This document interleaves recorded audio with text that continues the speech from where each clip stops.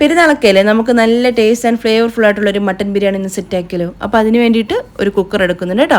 ഇതിലേക്ക് നമുക്ക് 1 kilo mutton ഒന്ന് ക്ലീൻ ചെയ്ത് ചേർത്ത് കൊടുക്കാം. പിന്നെ ഇതാ 2 സവാള ഒന്ന് സ്ലൈസ് ആക്കിയത് ചേർത്ത് കൊടുക്കുന്നുണ്ട്. ഒരു തക്കാളി അരിഞ്ഞത് ചേർത്ത് കൊടുക്കാം. ചെറിയൊരു കൈപ്പിടി മല്ലിയില പുതിനയില അരിഞ്ഞതും 2 ടീസ്പൂൺ ഇഞ്ചി വെളുത്തുള്ളി പച്ചമുളക് ചെറിയുള്ളി ചതച്ച് ചേർത്ത് കൊടുക്കാം.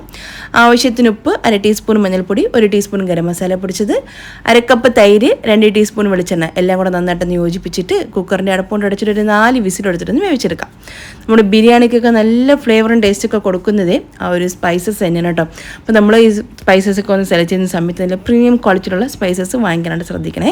അപ്പോൾ അങ്ങനെയുള്ള സ്പൈസസ് ആണ് ഇവരുടെ പേജിനെ താഴെ മെൻഷൻ ചെയ്ത് കൊടുത്തേക്കാം.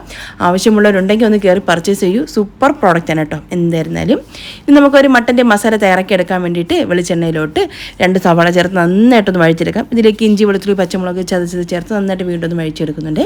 ഇനി ഇതാ വേവിച്ച് വെച്ചിട്ടുള്ള മട്ടനും കൂടെ ചേർത്ത് കൊടുത്തിട്ട് നല്ല ഫ്രഷ് ആയിട്ട് പൊടിച്ചെടുത്തിട്ടുള്ള കുരുമുളകിൻ്റെ പൊടിയാണ് 1 ടീസ്പൂൺ ചേർത്ത് കൊടുക്കാം. 1 ടീസ്പൂൺ പെരിഞ്ജീരകത്തിൻ്റെ പൊടിയും കൂടെ ചേർത്തിട്ട് ഒരു 15 മിനിറ്റ് വീണ്ടും ഒന്ന് മീഡിയം ഫ്ലെയിമിൽ കുക്ക് ചെയ്തിട്ടെടുക്കാം. പിന്നെ നെയ്യും ഓയിലും പകുതി സവാള ഹോൾ സ്പൈസസ് ഇഞ്ചി വെളുത്തുള്ളി പച്ചമുളക് ചതച്ചതും ആവശ്യത്തിന് ഉപ്പ് 3 കപ്പ് കൈമ റൈസും കൂടെ ചേർത്തിട്ട് നന്നായിട്ടൊന്ന് വറുത്തെടുക്കുന്നുണ്ട്. ഇതിലേക്കൊരു തിളപ്പിച്ച 6 കപ്പ് വെള്ളം കൂടി ഒഴിച്ചിട്ട് ഒരു പകുതി ക്യാരറ്റ് നീളത്തിൽ മുറിച്ചതും കൂടെ ചേർത്ത് 12 തൊട്ട് 15 മിനിറ്റ് വരെ ഒന്ന് റൈസ് ഒന്ന് വേവിച്ചിട്ടെടുക്കാം. അപ്പോൾ റൈസും മസാല ഒന്ന് റെഡിയായി കഴിഞ്ഞാൽ അവസാനം നമുക്ക് നെയ്യൊക്കെ ഒഴിച്ചിട്ട് ദമ്മിട്ടെടുക്കുന്നുണ്ട്.